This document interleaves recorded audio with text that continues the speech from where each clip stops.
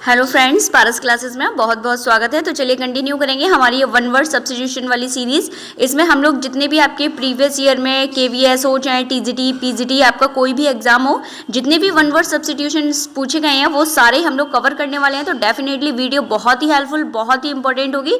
चलिए क्लास को स्टार्ट करेंगे और ये आज हमारी इसकी 4th क्लास है। सबसे स्पेशल बात ये है कि हम यहाँ पे जो वन वर्ड सब्स्टिट्यूशन के आपके चारों ऑप्शंस हैं, उन चारों को ही हम लोग यहाँ डिफाइन करते हुए चल रहे हैं। तो वीडियो आपके लिए बहुत ही हेल्पफुल हो जाती है। ठीक है, तो हम लोगों ने यहाँ 60 तक कवर कर लिया है। आज हम लोग 61 से स्टार्ट करेंगे। चलिए देखते हैं। देखिए सबसे पहले यहाँ पे लिखा हुआ है ओमनीपोटेंट। ये जैसे कि मैं यहाँ पे आपको बता ही चुकी थी, ओमनीपोटेंट, पोटेंट का आप पी ध्यान रखेंगे और पी से ध्यान रखेंगे पावरफुल, यानी कि one who is all powerful, वो क्या होता है, वो ओमनीपोटेंट होता है। ठीक है, तो ध्यान रखेंगे ओमनीपोटेंट किसे कहा जाता है, one who is all powerful. A option आपका बिल्कुल सही आंसर होगा। ठीक है, चलिए बाकी के जो और चारों ऑप्शन दिए गए हैं वो भी जरा इनको देख लेते हैं। वन हु इज इंटेलिजेंट, तो जो इंटेलिजेंट होता है, तो देखिए यहाँ वन वर्ड सब्स्टिट्यूशन में आ सकता है क्लेवर या फिर आ सकता है जीनियस। ठीक है, तो ये ऑप्शन भी ध्यान रखना है अपने को। बाकी इसके बाद देखिए वन हु लव्स मैनकाइंड। ठीक है, जो मैनकाइंड को प्यार, मतलब मैनकाइंड को लव करता है या प्यार करता है, तो मैंने आपको बताया था एक रूट वर्ड होता है फ्लैन। फ्लैन को हम लोग किससे जोड़ेंगे, लव से जोड़ेंगे। और एंथ्रोफिस्ट का मतलब ही क्या आता है, ह्यूमन काइंड के लिए आता है। तो लवर ऑफ ह्यूमन काइंड कौन हो जाएगा, फिलैंथ्रोपिस्ट हो जाता है। ठीक है, तो ध्यान रखेंगे इसको भी। और लास्ट में देखिए क्या दिया गया है, one who believes in the existence of God, यानी कि जो गॉड के एग्जिस्टेंस में बिलीव करता है, जो गॉड में बिलीव करता है, बिलीवर ऑफ गॉड जो है उसे क्या कहा जाता है, थीस्ट कहा जाता है। ठीक है, क्या कहा जाता है, थीस्ट, THEIST। आई होप सारी ऑप्शन आपके लिए बहुत ही हेल्पफुल होंगे। चलिए नेक्स्ट वन कवर करेंगे। 62 में क्या पूछा जरा देखेंगे। Select the right meaning of the word linguistic from the following. देखिए लिंग्विस्टिक का मतलब क्या होता है, बहुभाषी। बहुभाषी यानी कि अब जो क्या करता है, जो एक से ज़्यादा लैंग्वेज बोलता है, जो मोर देन वन लैंग्वेज बोलता है, तो फटाफट से देखेंगे। या फिर आप कह सकते हैं जो सेवरल लैंग्वेजेस बोलता है। ठीक है, नाम ही क्या है उसका, बहुभाषी। बहु मतलब एक से ज़्यादा, यानी बहुत सारी। तो फिर क्या हो जाएगा इसका answer, one who knows several languages. ठीक है, सेवरल आ सकता है, मैनी आ सकता है, कुछ भी आ सकता है। तो डी ऑप्शन अपना क्या हो जाएगा, बिल्कुल यहाँ पे सही होगा। ठीक है, लिंग्विस्टिक बहुत इंपॉर्टेंट है और कई बार पूछा गया है, तो ध्यान रखेंगे लिंग्विस्टिक कौन होता है, बहुभाषी होता है। ठीक है, एक से ज्यादा लैंग्वेज बोलने वाला पर्सन होता है। ठीक है, नेक्स्ट वन देखेंगे। चलिए 63 में क्या पूछा जा रहा है, देखिए वर्ड्स आर केप्ट, यानी कि वो प्लेस, वो जगह जहां पर हम क्या करते हैं, वर्ड्स। किसकी बात हो रही है, वर्ड्स, यानी कि जहां चिड़ियों को रखा जाता है, वर्ड्स को रखा जाता है केवल। देखिए यहाँ एनिमल की बात नहीं हो रही है, यहाँ केवल और केवल वर्ड्स की बात हो रही है। तो वो प्लेस क्या कहलाता है, जहां पर केवल वर्ड्स को रखा जाता है। तो चलिए चारों ऑप्शन देख लेते हैं, फिर डिसाइड करेंगे क्या आंसर होगा। ठीक है, देखिए सबसे पहला ऑप्शन क्या है, एक्वेरियम। एक्वेरियम का मतलब ही क्या होता है, जहां फिशेज को रखा जाता है, वो प्लेस जो क्या है, जो मछलियों का घर है, एक तरीके से आप कह सकते हैं, जहां मछलियों को रखा जाता है। ठीक है, तो ये भी याद रखना है, एक्वेरियम क्या होता है, जहां पे मछली रखी जाती है। जू का मतलब क्या है, वहां पशु पक्षी रहते हैं। ठीक है, वहां पशु भी रह सकते हैं, पक्षी भी रह सकते हैं। ठीक है, आपके वाइल्ड एनिमल्स हो सकते हैं। ठीक है, तो वो होता है जू। लेकिन अपने को क्या बताना है, अपने को वो प्लेस बताना है जहां पर केवल वर्ड्स रहती हैं। ठीक है, एक और वर्ड यहाँ पे लिखा हुआ है एमनेस्टी। एमनेस्टी का मतलब ये किसी के प्लेस से रिलेटेड नहीं है। एमनेस्टी का मतलब होता है राज क्षमा, यानी कि एक तरीके की क्षमा से रिलेटेड है। ठीक है, जो राजा वगैरह जब किसी को क्षमा देते हैं तो उसे राज क्षमा कहा जाता है, इसलिए किस वर्ड का यूज किया जाता है, एमनेस्टी का यूज किया जाता है। ठीक है, और एक और वर्ड लिखा हुआ है, लास्ट ऑप्शन देखेंगे, अवेरी। अवेरी का मतलब होता है घर, जो घर है, किसका घर, बर्ड्स का घर। तो क्या ऑप्शन अपना सही हो जाएगा, अवेरी जो वर्ड है, एवरी, तो वो हमारा क्या हो जाएगा, राइट ऑप्शन हो जाएगा, यानी कि जो डी ऑप्शन है अपना बिल्कुल क्या हो जाएगा, सही हो जाएगा। ठीक है, चलिए नेक्स्ट वन देखेंगे। उसके बाद बहुत ही इंपॉर्टेंट एक और वन वर्ड सब्स्टिट्यूशन है और चारों ही ऑप्शन इसके लिए बहुत बहुत बहुत इंपॉर्टेंट होंगे। ठीक है, क्या आपने को सिलेक्ट करना है, select the right meaning of the word aristocracy from the following. जो एरिस्टोक्रेसी वर्ड लिखा हुआ है, इसका क्या मतलब होता है, ये किस वन वर्ड को डिफाइन करता है। ठीक है, तो अब इसमें आपको एक ध्यान रखना है, जो भाई एरिस्टो निकला किससे, अरस्तु से निकला है। ठीक है, तो अरस्तु कैसे थे, बहुत ही सभ्य व्यक्ति थे, बहुत ही शिष्ट व्यक्ति थे, ऐसे अपने को याद रखना है। ठीक है, बहुत ही अच्छे नोबल पर्सन थे। ध्यान रखना है क्या थे, जो एरिस्टो में क्या छिपा है, अरस्तु कैसे पर्सन थे, बहुत ही सभ्य पर्सन थे, तो उनके लिए अपने को ध्यान रखना है नोबल पर्सन थे बहुत ही अरस्तु। बस जैसे ही आपको ये लाइन याद आ जाए मेरी वाली कि जो अरस्तु हैं, जो एरिस्टो हैं, बहुत ही कैसे हैं, नोबल पर्सन है, तो तुरंत ध्यान आ जाना चाहिए गवर्नमेंट बाय द नोबल्स, उसको हम क्या कहते हैं, उसको हम कहते हैं एरिस्टोक्रेसी। ठीक है, लेकिन बाकी के और ऑप्शन भी ध्यान रखेंगे, ध्यान रखना कैसे याद रखोगे, एरिस्टो एरिस्टो एरिस्टो एरिस्टो क्या है, नोबल पर्सन है, तो तुरंत याद आ जाएगा अपने को गवर्नमेंट बाय द नोबल्स क्या कहलाता है, वो एरिस्टोक्रेसी कहलाता है। लेकिन बाकी के और सारे देखेंगे, देखो भाई यहाँ पे क्या लिखा हुआ है, government by the rich. First option में क्या पूछा जा रहा है, गवर्नमेंट बाय द रिच, तो उसको क्या कहते हैं, प्लूटोक्रेसी कहते हैं। ठीक है, प्लूटोक्रेसी। देखो प्लूटो में क्या वर्ड है, पी, और पी से ध्यान रखेंगे पावर, पावर से एक वर्ड याद रखना ओमनीपोटेंट। और भाई जिसकी पावर होती है, किसकी पावर होती है, जिसके पास पी से ही ध्यान रखना पैसा होता है। ठीक है, पी से क्या याद रखेंगे, पैसा होता है।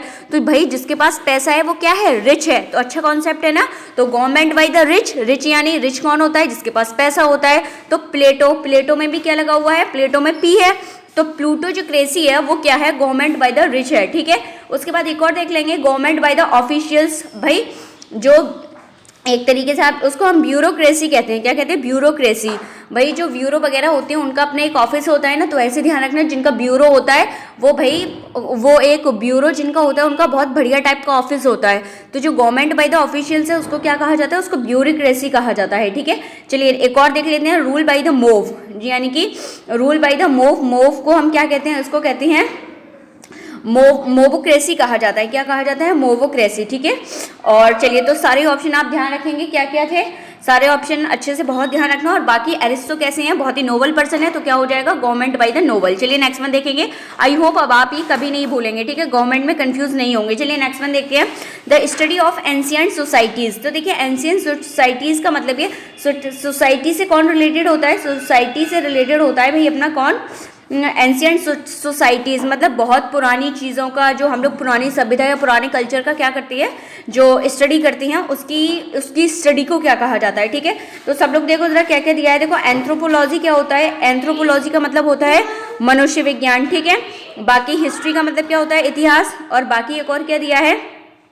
देखिए जो आपका एक और दिया है आर्कियोलॉजी। आर्कियोलॉजी का मतलब ही क्या होता है, पुरातत्व विज्ञान, यानी कि जिसपे हम पुरानी सोसाइटीज़ का, पुराने कल्चर का, ठीक है, पुरानी सिविलाइजेशन का क्या करते हैं, स्टडी करते हैं। ठीक है, तो अपना आंसर क्या होगा, यहाँ पे बी आंसर अपना सही होगा, ध्यान रखना बहुत अच्छे से। ठीक है, यहाँ आंसर गलत दिया है। चलिए नेक्स्ट वन देखेंगे फटाफट से, ये आंसर ध्यान नहीं रखना है। ठीक है, तो अच्छे से ध्यान रखना। चलिए नेक्स्ट वन देखेंगे, a state in which the few govern the many.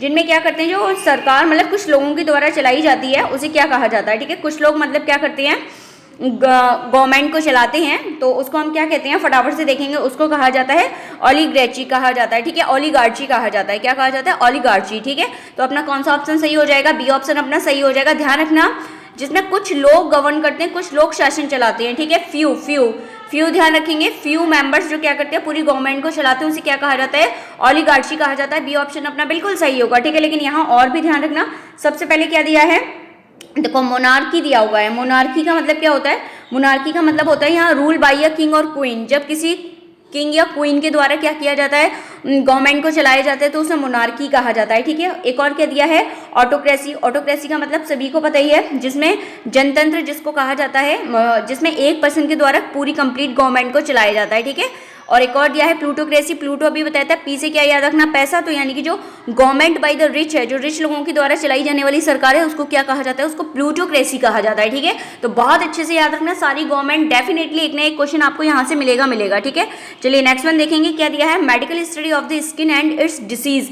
जिसमें हम क्या करते हैं, एक ऐसी मेडिकल स्टडी जिसमें हम स्किन यानी कि त्वचा से संबंधित जितनी भी बीमारियां हैं और जो उनका ट्रीटमेंट है उसके बारे में पढ़ते हैं। ठीक है, तो फटाफट सबको देखेंगे किसमें हम लोग जो स्किन और स्किन की डिसीज के बारे में पढ़ते हैं, उस स्टडी को क्या कहा जाता है। ठीक है, तो उसे क्या कहते हैं, डर्माटोलॉजी कहा जाता है। क्या कहा जाता है, डर्माटोलॉजी।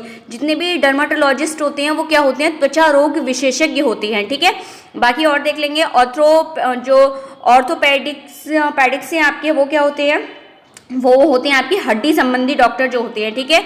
एक और दिया है ऑप्थेल्मोलॉजी। ऑप्थेल्मोलॉजी या ऑक्यूलिस्ट किससे रिलेटेड होते हैं? ये आपके आई यानी कि आंख रोग विशेषज्ञ होते हैं, ठीक है।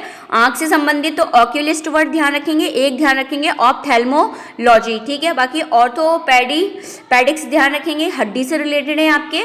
और बाकी जो डर्माटोलॉजी है या डर्माटोलॉजिस्ट आ जाए तो वो डॉक्टर हो गया। और डर्माटोलॉजी है तो यानी कि वो साइंस, वो स्टडी जिसमें हम क्या करते हैं, स्किन और स्किन की डिसीज के बारे में पढ़ते हैं। तो अपना स्किन वाला बताना था, कौन सा आंसर सही हो जाएगा? अपना आंसर सही हो जाएगा सी वाला, ठीक है। और एक और देख लेंगे एंडोक्राइनोलॉजी। एंडोक्राइनोलॉजी का मतलब होता है जितनी भी आपकी अंतःस्राविका जो ग्रंथि हैं उनकी जब हम स्टडी करते हैं तो वो हमारी क्या कहलाती है?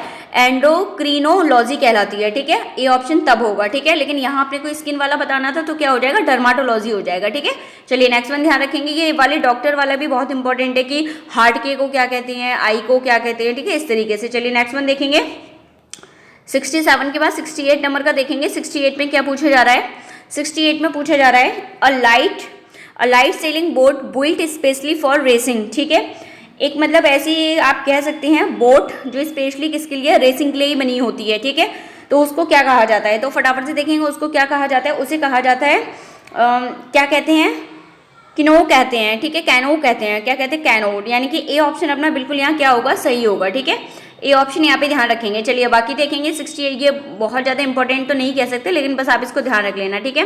नेक्स्ट वन देखेंगे, a person who hates the institution of marriage is called. यानी कि आप कह सकते हैं मैरिज के इंस्टीट्यूशन से या मैरिज से जो क्या करता है? हेट करता है, ठीक है।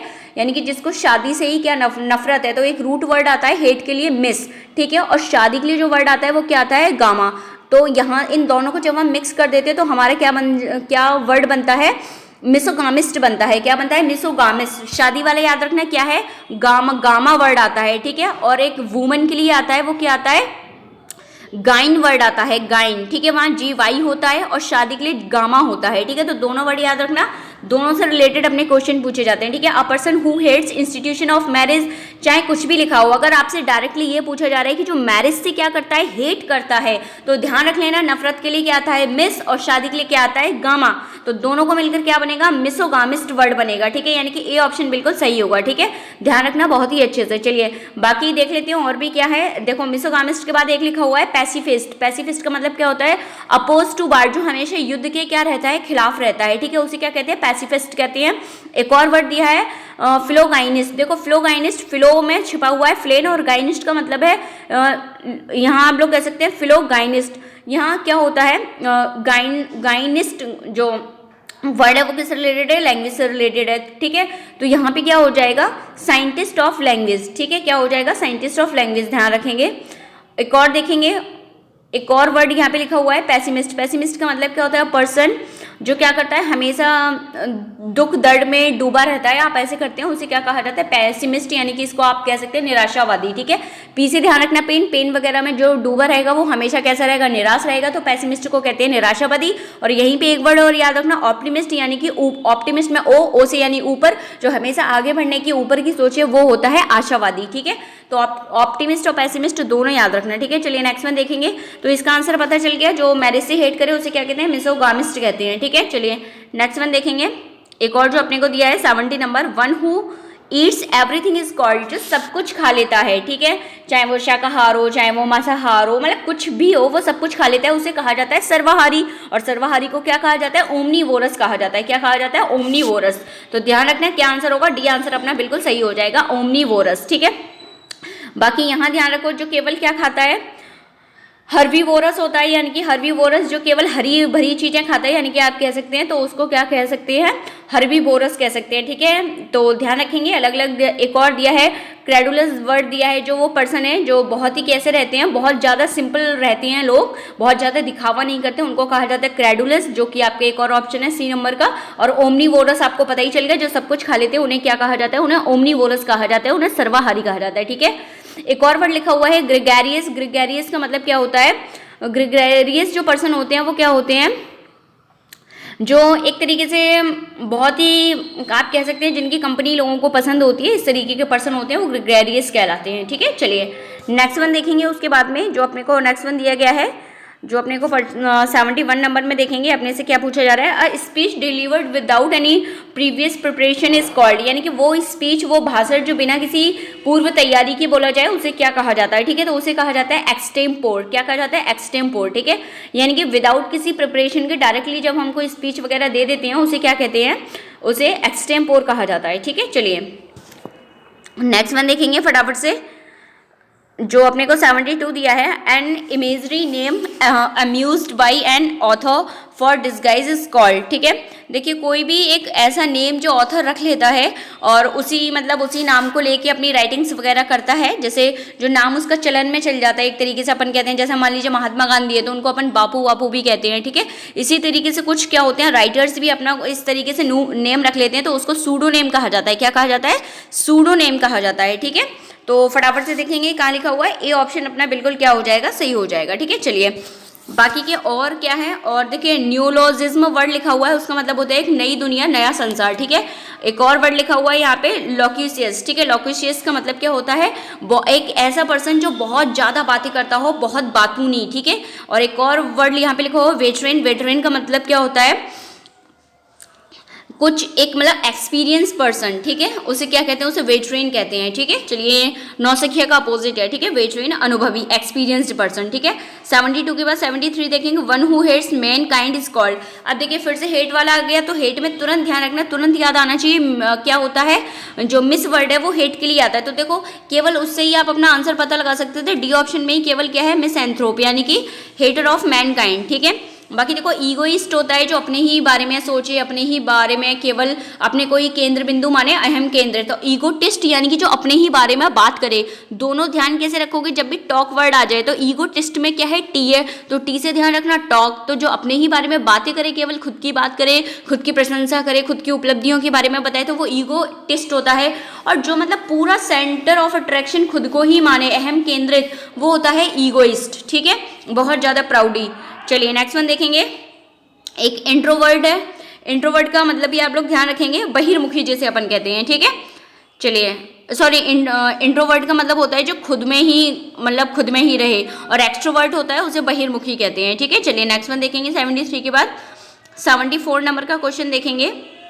74 में क्या लिखा हुआ है, to find fault within one word is.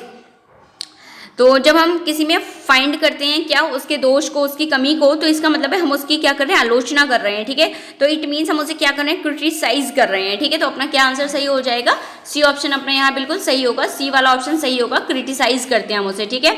Next one देखेंगे क्या दिया हुआ है 75 में। 75 में क्या पूछा जा रहा है, the part of the government which is concern with making of rules.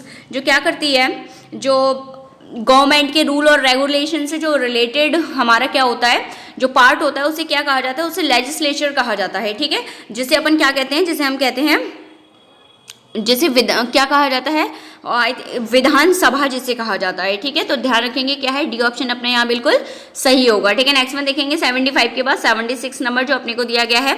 76 में देखेंगे क्या पूछा जा रहा है, putting off for the tomorrow what can be done today is the surest way to failure, ठीक है। यानी कि यहाँ अपने को वो बताना है कि जैसे कि आप मान लीजिए क्या कर रहे हैं, आप किसी भी काम को क्या कर रहे हैं, कल पर आप डाल रहे हैं, और यही हो सकता है कि आपके फेल होने की क्या हो, एक वजह रही हो आज आपके फेल होने की। तो ऐसे लिए इस कंडीशन के लिए जो यूज होने वाला वर्ड है वो क्या होता है, प्रोकास्टिनेशन होता है, यानी कि टाल मटोल करना किसी भी चीज़ को, ठीक है।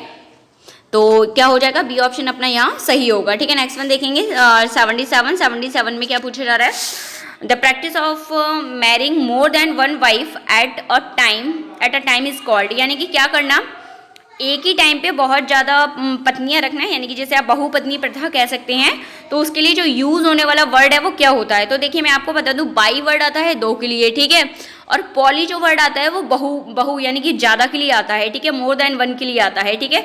अब देखो मैंने यहाँ आपको बताया था, जो पर्सन जो एक से ज़्यादा क्या करे, शादियाँ करे, तो उसे क्या कहा जाता है, जो गामी जो वर्ड है शादी वाला क्या है, गामा वर्ड होता है। तो देखो पॉली ज़्यादा और गामा शादी, तो एक से ज़्यादा शादी के लिए जो यूज़ होने वाला वर्ड होगा वो क्या हो जाएगा, पॉलीगामी होगा, ठीक है। क्या होगा, पॉलीगामी, ठीक है। बाकी सारे याद रखेंगे। पॉलीएंड्री क्या होता है, एंट्री का मतलब है ह्यूमन, मेल पर्सन, और पॉली यानी ज़्यादा। जब बहुत सारे पति की बात हो, बहुपति प्रथा की बात हो, तो उसे कहा जाता है पॉली एंड्री। लेकिन यहाँ पे क्या पूछा जा रहा था, एक से ज़्यादा वाइफ पूछा जा रहा था, तो उसे हम क्या कहेंगे, पॉली एंड्री कहेंगे। क्या कहेंगे, पॉलीगामी कहेंगे। ठीक है, एक टाइम पे एक से ज़्यादा क्या करना, शादी करना, तो उसे हम लोग क्या कहते हैं, पॉलीगामी कहते हैं। ठीक है, चलिए नेक्स्ट वन देखेंगे इसके बाद में 77 के बाद में 70। मोनो का मतलब देखिए, मोनोगामी का मतलब होता है जिस केवल एक बार में एक ही पत्नी रखना, एक ही बार एक ही पत्नी से शादी करना, तो वो मोनोगामी होता है। बाई मतलब दो पत्नी रखना। ठीक है, तो सारी वर्ड आपको पता चल गए। चलिए नेक्स्ट वन देखेंगे, दो लोगों से शादी करना एक साथ। चलिए बाई आ जाए तो दो से एक साथ शादी करना, मोनो आ जाए तो एक टाइम में एक से शादी करना, और पॉली आ जाए तो एक टाइम में बहुत सारे से शादी करना। ठीक है, चलिए नेक्स्ट वन देखेंगे क्या लिखा हुआ है। A place that provides refuge यानी कि जो क्या करता है, जो आश्रय प्रदान करता है उस प्लेस के लिए, उस प्लेस को हम क्या कहते हैं। ठीक है, तो उस प्लेस को क्या कहा जाता है, फटाफट से देखो, उसे असाइलम कहा जाता है। क्या कहा जाता है, असाइलम। तो फटाफट से क्या आंसर क्या हो जाएगा, डी आंसर हो जाएगा। ठीक है, चलिए नेक्स्ट वन देखेंगे क्या दिया है। That which can not be change is, जो चेंज नहीं हो सकता उसे क्या कहा जाता है, उसे क्या कहा जाता है, उसे जो चेंज नहीं हो सकता, that can not be change is, तो जो चेंज नहीं हो सकता उसे क्या कहते हैं, उसे कहा जाता है इरवोकेबल कहा जाता है। क्या कहा जाता है, इरवोकेबल। ठीक है, क्या कहा जाता है, इरवोकेबल। बेबदल, जैसे हम लोग क्या कहते हैं, बेबदल, स्थिर, स्टेबल। ठीक है, तो आंसर क्या हो जाएगा, इरवोकेबल अपना आंसर हो जाएगा। ए ऑप्शन बिल्कुल क्या होगा, सही होगा। ठीक है, बाकी और देख लीजिए क्या है, इररिलेवेंट है। इररिलेवेंट का मतलब होता है व्यर्थ करना किसी चीज़ को। ठीक है, और देखेंगे एक लिखा हुआ है इम्प्रेग्नेबल। इम्प्रेग्नेबल का मतलब था अखंडीय। ठीक है, जिसको हम पार्ट्स में विभाजित ना कर सकें, जैसे चेंज ना कर सकें। ठीक है, जैसे मूव ना कर सकें। चलिए, तो सारी ऑप्शन आपके लिए क्या है, और एक और दिया है, एक और दिया है इरपेरेबल। इरपेरेबल का मतलब है जिसमें क्या ना किया जा सके, जिसमें सुधार की कोई गुंजाइश ना हो। ठीक है, तो वो भी ध्यान रख लेंगे, इरपेरेबल। ठीक है, तो यहाँ जो अपने को ऑप्शन होगा वो क्या होगा, जिसे चेंज नहीं किया जा सकता, जो बेबदल है, बेबदलाव वाला वर्ड है, वो क्या है, इरवोकेबल है। ठीक है, चलिए नेक्स्ट वन देखेंगे 80। That which stage for a long time is, जो बहुत ज़्यादा स्टे लिखा हुआ है, that which stage for a long time is, जो बहुत ज़्यादा लॉन्ग टाइम तक स्टे कर सकता है, रह सकता है, टिकाऊ है, उसे क्या कहा जाता है, उसे ड्यूरेबल कहा जाता है। ठीक है, ड्यूरेशन में ही, ड्यूरेशन से ही क्या निकला है, ड्यूरेबल, जो बहुत ज़्यादा टाइम तक चले। ठीक है, उसे क्या कहा जाएगा, ड्यूरेबल कहा जाएगा। ठीक है, बाकी एवर लास्टिंग का मतलब होता है जिसका कोई अंत ही नहीं है, जो अनंत काल तक चलने वाला है, वो एवर लास्टिंग है। परमानेंट का मतलब आप लोग जानते ही हो, स्थायी है। और इटर्नल का मतलब भी क्या होता है, बिल्कुल क्या एवर लास्टिंग का ही सिनोनियम आप इसे कह सकते हैं। ठीक है, तो बहुत ज़्यादा टाइम तक चलाने वाली चीज़ के लंबे समय तक जो चल सके वो क्या है, वो ड्यूरेबल है। ठीक है, तो आई होप डेफिनेटली आज का सेशन भी आपके लिए बहुत ही हेल्पफुल रहा होगा। इसमें आप लोग देख ही रहे हैं कि हम लोग सारे प्रीवियस ईयर जो वन वर्ड सब्स्टिट्यूशन है वो कवर कर रहे हैं।